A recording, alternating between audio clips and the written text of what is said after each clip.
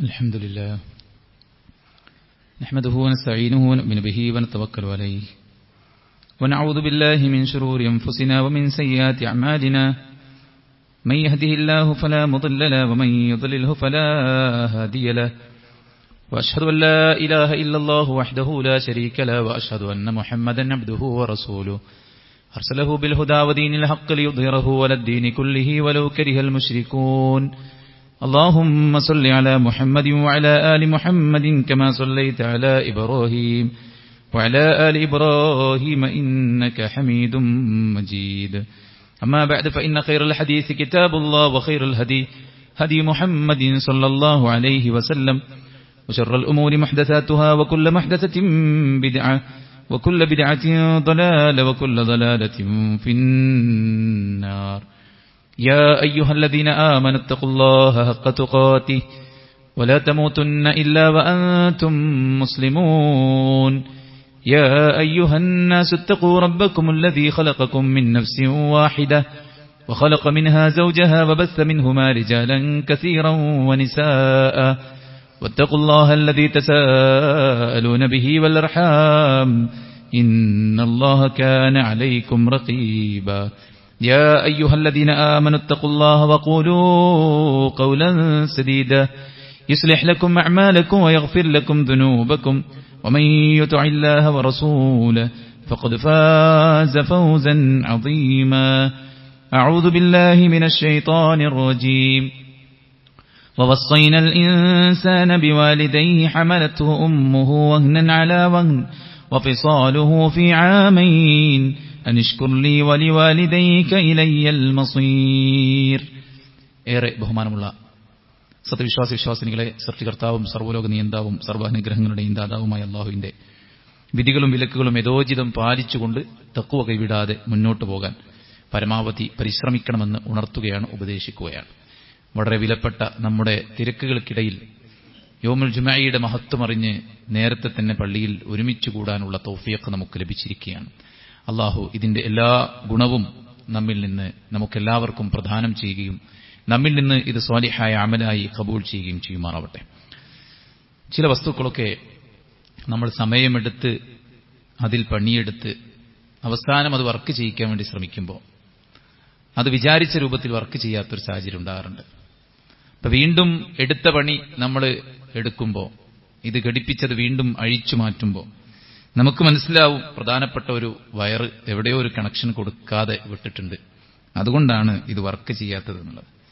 ലൈഫിന്റെ രണ്ടറ്റം മുട്ടിക്കാനുള്ള ഓട്ടത്തിനിടയിൽ ചിലപ്പോൾ കാര്യങ്ങളൊന്നും വിചാരിച്ച പോലെ നടക്കാതിരിക്കുകയും എല്ലാം ഉണ്ടായിട്ടും ഇത് എവിടെയും എത്താത്ത സാഹചര്യം നമ്മുടെ മനസ്സിന്റെ സമാധാനത്തെ കെടുത്തി കൂടുതൽ ആശങ്കയും ആധികളും നമ്മിൽ ജനിപ്പിച്ച് കാര്യങ്ങൾ നമ്മുടെ മുന്നിൽ കൂടുതൽ കൂടുതൽ പ്രതിസന്ധിയും പ്രയാസവും കുടുസമായി അനുഭവപ്പെടുന്ന സാഹചര്യങ്ങൾ ഉണ്ടാകുമ്പോൾ നമ്മളൊന്ന് മാറിയിരുന്ന് ചിന്തിക്കേണ്ടതുണ്ട്. നമ്മൾ പണം ഉപയോഗിക്കുന്നു, സമയം ഉപയോഗിക്കുന്നു, ആരോഗ്യം ഉപയോഗിക്കുന്നു, ടെക്നോളജി ഉപയോഗിക്കുന്നു, നമ്മുടെ സ്കിൽസ് ഉപയോഗിക്കുന്നു. എന്നിട്ടും എന്താണ് ഇത് ഒരു അർത്ഥമില്ലാത്തൊരവസ്ഥയിൽ ഒരു ശൂന്യത നമ്മുടെ ലൈഫിൽ അനുഭവപ്പെടുന്നത് എന്തുകൊണ്ടാണ് എന്ന് ചിന്തിക്കുമ്പോൾ നമുക്ക് മനസ്സിലാകും എവിടെയൊക്കെയോ ചില കണക്ഷനുകൾ വിട്ടുപോയിട്ടുണ്ടെന്ന്. ഏറ്റവും പ്രധാനമായി പടച്ചറബും നമ്മളും തമ്മിലുള്ള കണക്ഷനാണ്. ജീവിതത്തിൽ എല്ലാ ബർക്കത്തും കൊണ്ടുവന്ന് തരുന്നത് അല്ലാഹു സുബ്ഹാനഹു വ തആലയും നമ്മളും തമ്മിലുള്ള കണക്ഷനാണ്. അതാണ് ചെറിയ പ്രായമായിരിക്കെ ഇബ്നു അബ്ബാസ് റളിയല്ലാഹു അൻഹു പ്രവാചകൻ സല്ലല്ലാഹു അലൈഹി വസല്ലമയുടെ വാഹനത്തിന് പിറകിൽ സഞ്ചരിക്കുമ്പോൾ റസൂലുള്ളാഹി സല്ലല്ലാഹു അലൈഹി വസല്ലമ ഇബ്നു അബ്ബാസിനെ വിളിച്ചു, യാ ഗുലാം ഇന്നി ഉഅല്ലിമുക ബികലിമാത്ത്, പൊന്നുമോനെ നിനക്ക് ചില വാചകങ്ങൾ ചില കാര്യങ്ങൾ ഞാൻ നിനക്ക് പഠിപ്പിച്ചു തരാം. എന്നിട്ട് പ്രവാചകൻ സല്ലല്ലാഹു അലൈഹി വസല്ലം ഒന്നാമതായി പഠിപ്പിച്ചു കൊടുത്തത് ഇഹ്ഫദില്ലാഹ് യഹ്ഫദുക യഹ്ഫദില്ലാഹ് തജിദുഹു തുജാഹക്. പൊന്നുമോനെ നീ അല്ലാഹുവിനെ സൂക്ഷിച്ച് ജീവിക്കണം.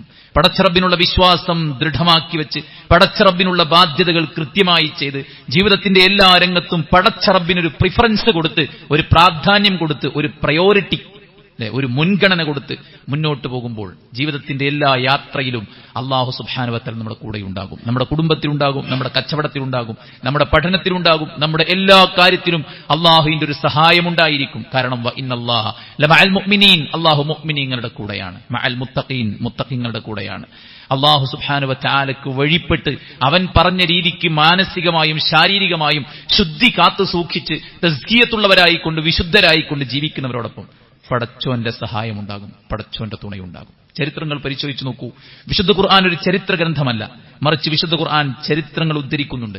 അത് വിശ്വാസികൾക്കുള്ള ആശ്വാസമാണ്, പ്രവാചകന്മാർക്കുള്ള ആശ്വാസമാണ്, അവിശ്വാസികൾക്കുള്ള കനത്ത താക്കീതാണ്. നാടും നാട്ടുകാരും മുഴുവൻ എതിർത്തിട്ടും വലിയ തീക്കുണ്ടാരമുണ്ടാക്കിയിട്ടും ഇബ്രാഹിം നബി അലൈഹി സ്വലാത്തു വസ്സലാം തളർന്നുപോയില്ല.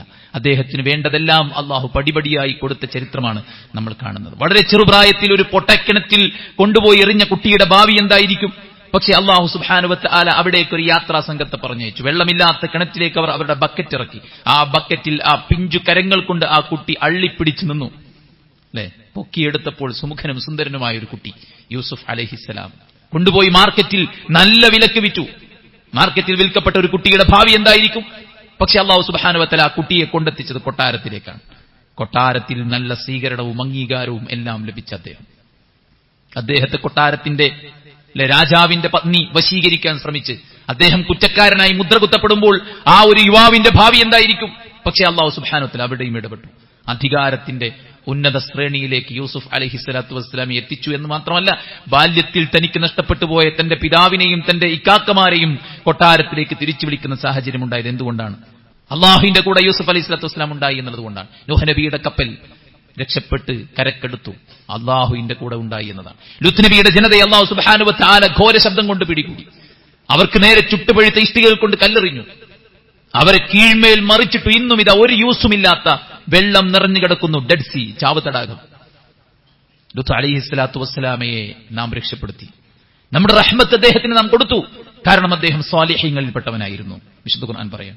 അതുകൊണ്ട് അള്ളാഹു നമ്മളും തമ്മിലുള്ള കണക്ഷൻ എവിടെ വേർപ്പെടുന്നുവോ അവിടെ മുതൽക്ക് തുടങ്ങും നമ്മുടെ ജീവിതത്തിന്റെ ദുരന്തങ്ങളും ദുരിതങ്ങളും അപകടങ്ങളും പ്രയാസങ്ങളും ബുദ്ധിമുട്ടുകളും എന്ന് തിരിച്ചറിയാൻ വിശ്വാസികളെ നമ്മൾ വൈകരുത്. രണ്ടാമത്തെ കണക്ഷൻ എന്താ പറയുക?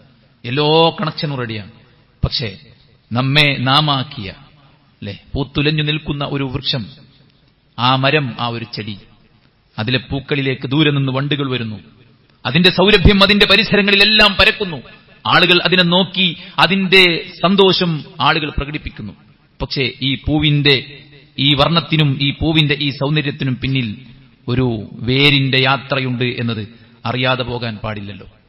ഈ പൂവിന്റെ സൗന്ദര്യമില്ലാത്ത ചളി നിറഞ്ഞ ഒരു വേര്, ആ വേര് ഭൂമിയുടെ ആഴങ്ങളിലേക്ക് പാറകളെ പിളർത്തി ത്യാഗം ചെയ്ത് സഞ്ചരിച്ചതുകൊണ്ടാണ് ഇത് പൂത്തുലഞ്ഞു നിൽക്കുന്നത്. ഇവിടെ ഇരിക്കുന്ന നമ്മുടെ എല്ലാവരുടെയും വേര്, ആ വേരുമായുള്ള നമ്മുടെ കണക്ഷൻ എത്ര അടുപ്പമുണ്ട്, അതിനനുസരിച്ചാണ് നമ്മുടെ ജീവിതത്തിൽ ബർക്കത്ത് കൂടികൊള്ളുന്നത്. അത് നമ്മുടെ മാതാപിതാക്കളാണ്. വഖളാ റബ്ബുക അല്ലാ തഅബുദു ഇല്ലാ ഇയ്യാഹു വബിൽ വാലിദൈനി ഇഹ്സാന. അല്ലാഹുവിനെ അല്ലാതെ നിങ്ങൾ ആരാധിക്കരുതെന്ന് പറഞ്ഞ വിശുദ്ധ ഖുർആൻ രണ്ടാമതായി പറഞ്ഞത് നിങ്ങൾ നിങ്ങളുടെ മാതാപിതാക്കൾക്ക് നന്മ ചെയ്യണം എന്നാണ്. വവസ്സൈനൽ ഇൻസാൻ, മനുഷ്യരെ സൃഷ്ടിച്ച പടച്ചറബ് നിങ്ങളോട് ഇതാ വസിയത്ത് നേരുന്നു. എന്താ വസിയത്ത് നൽകുന്നത്? നിങ്ങളുടെ പാരന്റ്സിന്റെ കാര്യത്തിൽ. ബിവാലിദൈ ഹമലതുഹു ഉമ്മുഹു വഹ്നൻ അലാ വഹ്ൻ വഫിസാലുഹു ഫി ആമൈൻ. ഭാരത്തിനുമേൽ ഭാരം, ക്ഷീണത്തിനുമേൽ ക്ഷീണം സഹിച്ച് ഉമ്മ നിന്നെ ഗർഭം ചുമന്ന് 2 കൊല്ലം നിനക്ക് അമ്മിഞ്ഞ നുകർന്ന്, പിതാവ് ജീവിതകാലം മുഴുവൻ ടെൻഷൻ സഹിച്ച് ശരീരം ചുളിഞ്ഞ് മുടി നരച്ച് വെയിലും തണുപ്പും വകവെക്കാതെ കഷ്ടപ്പെട്ട് അധ്വാനിച്ച് നമുക്ക് വേണ്ടിയാണെങ്കിൽ അള്ളാഹുവിന്റെ കൽപ്പന വസിയ്യത്താണ്. എന്താ വസിയ്യത്ത്? അനിഷ്കുർലി വലിവാലിദൈക്, നിങ്ങൾ എനിക്ക് നന്ദി കാണിക്കണം, നിങ്ങളുടെ പാരന്റ്സിനും നന്ദി കാണിക്കണം. ഇബ്നു അബ്ബാസ് റളിയല്ലാഹു അൻഹു പറയാണ്, അള്ളാഹു ഖുർആനിൽ 3 ആയത്തുകളെ കൊണ്ടുവന്നിട്ടുണ്ട്. അതിന്റെ കൂടെ കൂട്ടുകാരെയും ചേർത്ത് വെച്ചിട്ടാണ് പറഞ്ഞിട്ടുള്ളത്. ഒന്നുണ്ടെങ്കിലേ ഒന്ന് സ്വീകരിക്കൂ, ഒന്ന് മാത്രമായി അല്ലാഹു സ്വീകരിക്കില്ല.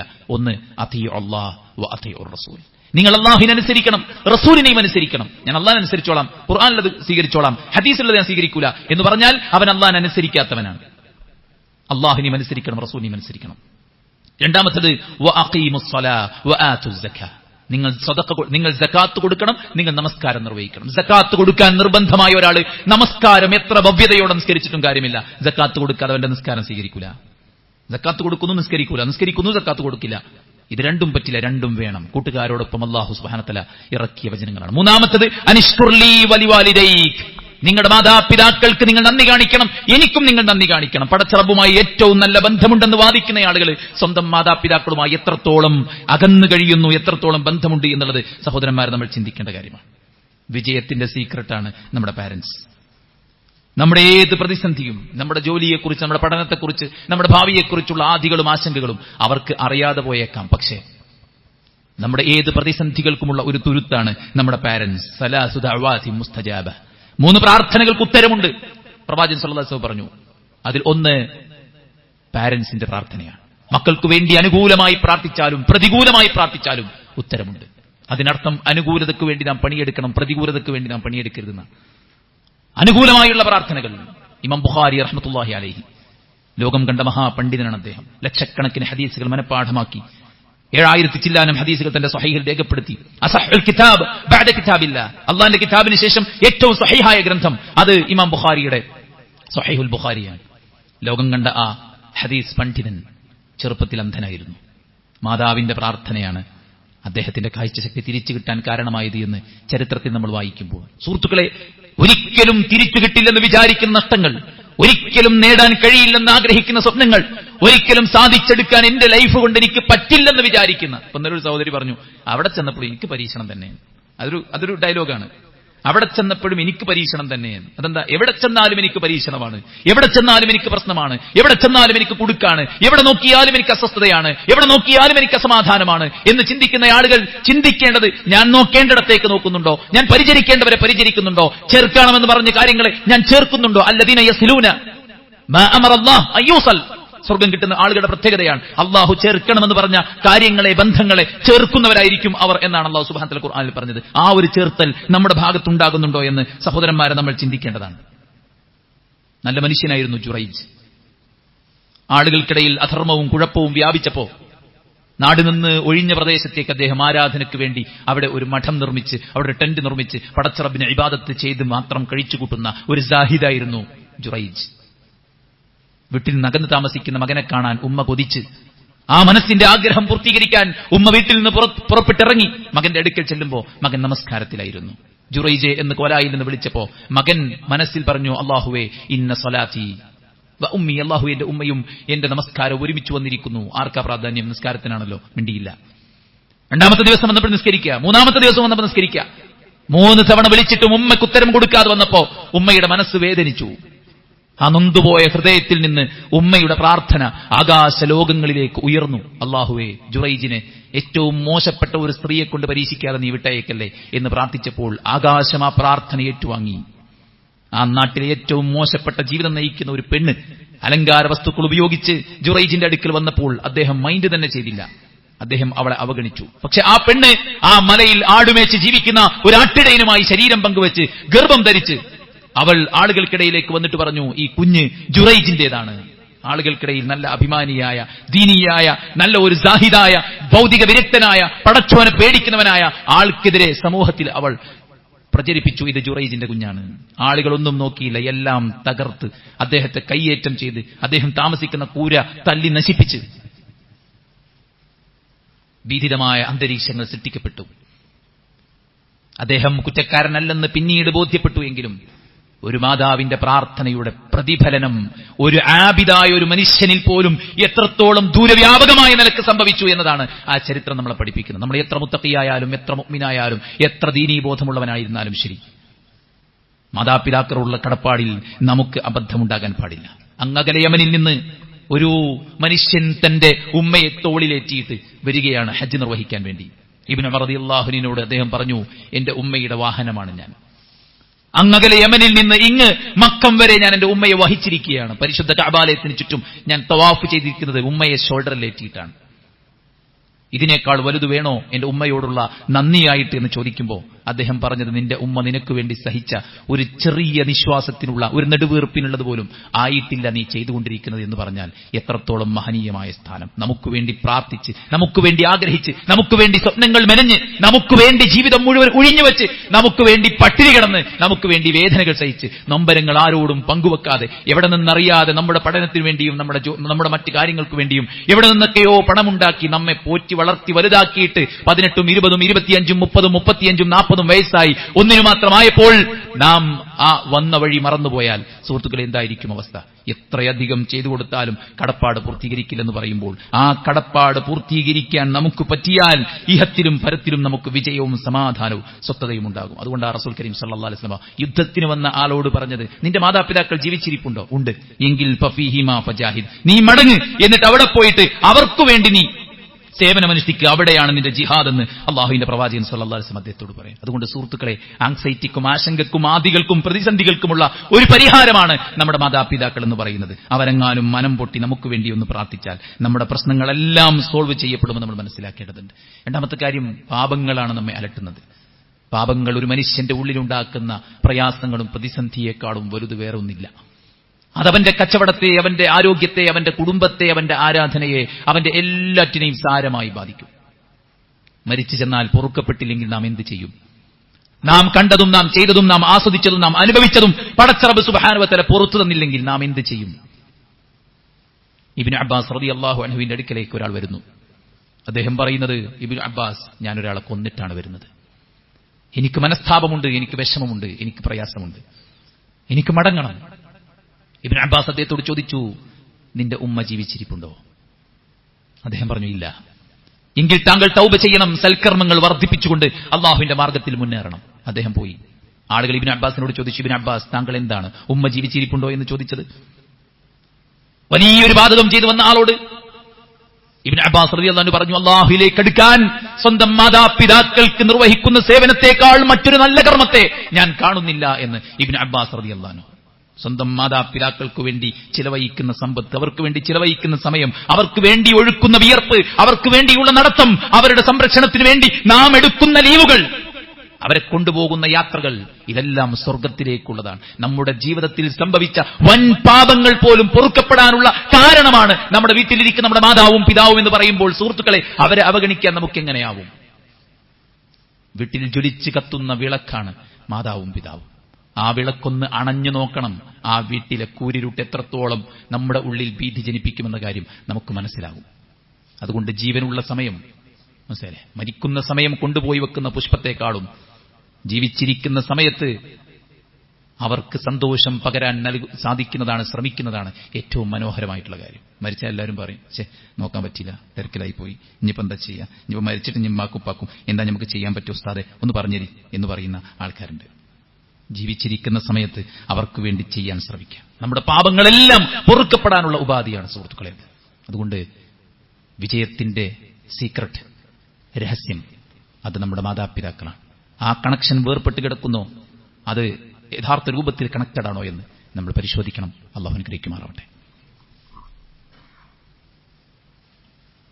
അൽഹംദുലില്ലാഹ് വസ്സലാത്തു വസ്സലാമു അലാ റസൂലില്ലാഹ്.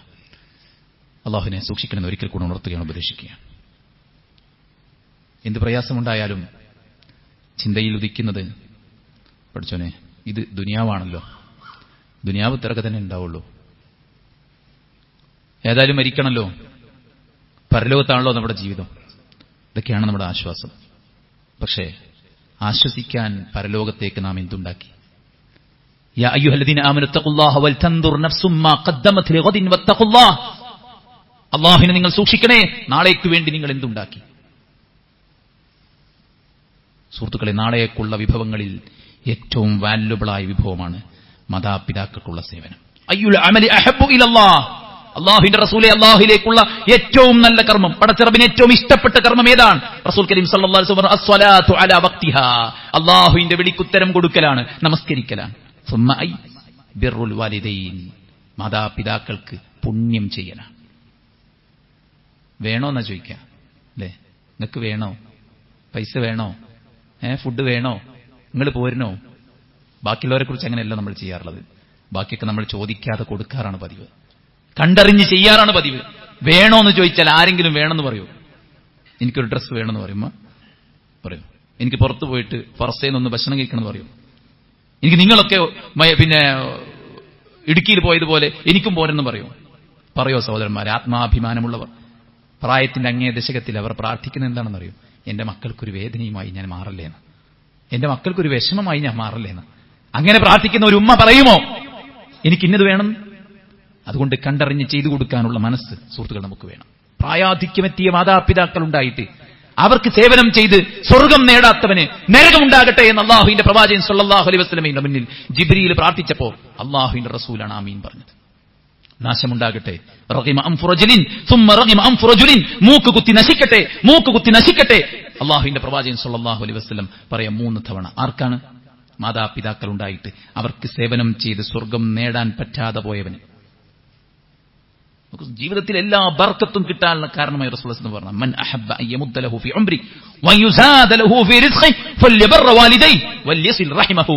റസൂലുള്ളാഹി സ്വല്ലല്ലാഹു അലൈഹി വസല്ലം പറയാണ്, ആർക്കെങ്കിലും സ്വന്തം ആയുസ്സിൽ ബർക്കത്ത് ഉണ്ടാകണമെന്ന് ആഗ്രഹിക്കുന്നെങ്കിൽ, റിസ്ഖിൽ വിശാലത ഉണ്ടാകണമെന്ന് ആഗ്രഹിക്കുന്നെങ്കിൽ അവൻ തന്റെ മാതാപിതാക്കൾക്ക് സേവനമനുഷ്ഠിക്കട്ടെ, പുണ്യങ്ങൾ ചെയ്യട്ടെ എന്ന്. സ്വർഗത്തിലേക്കുള്ള കവാടമാണ് നമ്മുടെ മാതാപിതാക്കൾ. ഔസതു അബ്വാബിൽ ജന്ന, ഉപ്പനെ കുറിച്ച് പറഞ്ഞതാ, ഔസതു അബ്വാബിൽ ജന്ന, സ്വർഗത്തിന്റെ മധ്യ കവാടമാണ് പിതാവ്. നബിയെ, ഞാൻ ഏറ്റവും കൂടുതൽ ആരോടാ കടപ്പെട്ടത്? ഉമ്മുക ഉമ്മുക ഉമ്മുക സുമ്മ അബൂക. ഏറ്റവും കടപ്പെട്ടത് ഉമ്മയോട്, നിന്റെ പിതാവിനോട്. നമുക്ക് വേണ്ടിയെല്ലാം ത്യജിച്ച, നമ്മുടെ സന്തോഷം സന്തോഷമായ, നമ്മുടെ ദുഃഖം ദുഃഖമായ, അല്ലെ നമ്മളൊക്കെ രക്ഷിതാക്കളപ്പം, നമുക്കൊക്കെ മക്കളുണ്ട്. ഒരു പിതാവിന്റെ മനസ്സ്, ഒരു ഉമ്മയുടെ മനസ്സ് നമുക്ക് നല്ലോണം അറിയാം. അവരുടെ വേദനകൾ നമുക്കറിയാം, ത്യാഗങ്ങൾ നമുക്കറിയാം, ആദികൾ നമുക്കറിയാം, ആഗ്രഹങ്ങൾ നമുക്കറിയാം. ആകാശത്തേക്ക് ഉയരുന്ന ഒരു രക്ഷിതാവിന്റെ പ്രാർത്ഥന എന്തെന്ന് രക്ഷിതാക്കളായി നമുക്കറിയാം. നമുക്ക് നമ്മുടെ മാതാപിതാക്കളുടെ വാല്യൂ പഠിപ്പിച്ചേണ്ട ആവശ്യമുണ്ടോ? ഇല്ല. അതുകൊണ്ട് നമ്മുടെ എല്ലാ ആദികൾക്കുമുള്ള ഭൗതികമായ കാര്യങ്ങൾക്ക്, നമ്മുടെ മതപരമായ വിഷയങ്ങൾക്ക്, നമ്മുടെ തെറ്റുകളെക്കുറിച്ച് ഓർത്തുള്ള ദുഃഖത്തിന്, പരലോകത്ത് രക്ഷപ്പെടുമോ പടച്ചോനെ എന്നുള്ള ആ ഒരു ബേജാറിന്, പേടിക്ക്, എല്ലാറ്റിനുമുള്ള ഉത്തരമാണ് സഹോദരന്മാരെ ഈ ഒരു നമ്മുടെ രക്ഷിതാക്കൾ, നമ്മുടെ പാരന്റ്സ് എന്ന് പറയുന്നത്. അവർക്ക് വേണ്ടി എന്ത് ചെയ്താലും പുണ്യമാണ്. എന്ത് ചെയ്താലും. ഞാൻ മാത്രമല്ലേ ഉള്ളൂ, ഇവിടെ ബാക്കിയുള്ള മക്കളൊക്കെ എന്ന് ചോദിക്കുന്നവന് എന്ത് വിവരമാണുള്ളത്, എന്ത് വിദ്യാഭ്യാസമാണുള്ളത്, എന്ത് പാരത്രിക ചിന്തയാണുള്ളത്, എന്ത് ലക്ഷ്യബോധമാണ് അവനുള്ളത്? ഇത് തനിക്ക് മാത്രം കിട്ടിയൊരു അവസരമായി കണ്ട് പരമാവധി മുതലാക്കല്ലേ വേണ്ടത്. ബാക്കി മക്കൾക്ക് വിട്ടുകൊടുക്കാത്ത ഒരു മകൻ, ബാക്കി മക്കൾ കേസ് കൊടുത്തു, ഉമ്മനിപ്പിന് വിട്ടുതരുന്നില്ല. അവസാനം കോടതി വിധിച്ചു, ഇന്ന ദിവസങ്ങൾ ഇന്ന മക്കളെടുത്ത് പോകണം. കോടതി മുറിയിൽ വെച്ച് അദ്ദേഹം കരഞ്ഞിട്ട് പറഞ്ഞു, എന്റെ സ്വർഗത്തിലെ ഡോറാണ് നിങ്ങൾ എന്റെ മുന്നിൽ അടച്ചു വെച്ചത്. ആസ്വദിച്ച് ചെയ്യുന്നവരുണ്ട്, ആനന്ദിച്ച് ചെയ്യുന്നവരുണ്ട്. പിഞ്ചു മക്കളെയും കൊണ്ട് യാത്ര പോയവർക്കറിയാം, ടൂർ പോയവർക്കറിയാം എത്ര അസ്വസ്ഥത ഉണ്ടാക്കും അവര്, എത്ര പ്രയാസങ്ങൾ ഉണ്ടാക്കും അവര്. നമ്മുടെ ആനന്ദത്തോടെ കണ്ടു നിൽക്കുകയാണ്, അവർ സന്തോഷിക്കുക നമ്മൾ കാണുകയാണ്. ഏതെങ്കിലും ഒരു ഫുഡ് കോർട്ടിൽ കൊണ്ടുപോയിട്ട്, ഏതെങ്കിലും ഒരു ജ്യൂസ് കടയിൽ കൊണ്ടുപോയിട്ട് അവർക്കൊരു ജ്യൂസ് വാങ്ങിച്ചു കൊടുത്ത് അവർ തിന്നുന്നത് നോക്കി നിൽക്കുമ്പോൾ നമ്മുടെ മക്കളെ നമ്മൾ എങ്ങനെയാണോ കൊണ്ട് നടക്കുന്നത് അതുപോലെ കൊണ്ട് നടക്കേണ്ട ഒരു സ്റ്റേജ് ഉണ്ടാവും. ചില ആൾക്കാരൊക്കെ പറയും, അതിപ്പോ ചെറിയ കുട്ടികളെ നമുക്ക് മനസ്സിലാവും, വലുപ്പത്തിന് ഈ കുട്ടികളെ പണിയെടുക്കുക എന്ന് പറഞ്ഞാൽ നമുക്ക് സഹിച്ചൂല. യുദ്ധത്തിൽ പോലെ എത്ര എളുപ്പമാണോ? ശരീരാവയവങ്ങൾ ചിതറിത്തെറിച്ചു പോകുന്ന യുദ്ധത്തിന്റെ വേദനയും ത്യാഗവും പ്രയാസവും എത്രത്തോളമാണ്? യുദ്ധത്തിന് തയ്യാറായി വന്നവനോട് പ്രവാചകൻ പറഞ്ഞു, പോയിട്ട് നിന്റെ മാതാപിതാക്കളുടെ അടുക്കൽ പോയിട്ട് ജിഹാദ് ചെയ്യ്, നീ അവിടെ പോയിട്ട് ജിഹാദ് ചെയ്യ്. യുദ്ധത്തിനേക്കാൾ ത്യാഗപൂരിതമാണ് മാതാപിതാക്കളെ പരിചരിക്കുക എന്ന് പറഞ്ഞാൽ. അതിനൊരു ലീവ് എടുത്താൽ ഒന്നും നഷ്ടപ്പെടൂല, അതിനുവേണ്ടി നമ്മുടെ യാത്ര ചെയ്യുന്ന നഷ്ടപ്പെടില്ല. നമ്മൾ നമ്മുടെ കാര്യങ്ങൾക്ക് വേണ്ടി എത്ര ഉറക്കമൊഴിക്കുന്നു, നമ്മുടെ മക്കളുടെ കാര്യത്തിന് വേണ്ടി എന്തെല്ലാം ചെയ്യുന്നു, നമ്മുടെ ഭാര്യയുടെ കാര്യത്തിന് വേണ്ടി എന്തെല്ലാം ചെയ്യുന്നു, നമ്മുടെ ഭർത്താവിന്റെ കാര്യത്തിന് വേണ്ടി നമ്മൾ എന്തെല്ലാം ചെയ്യുന്നു.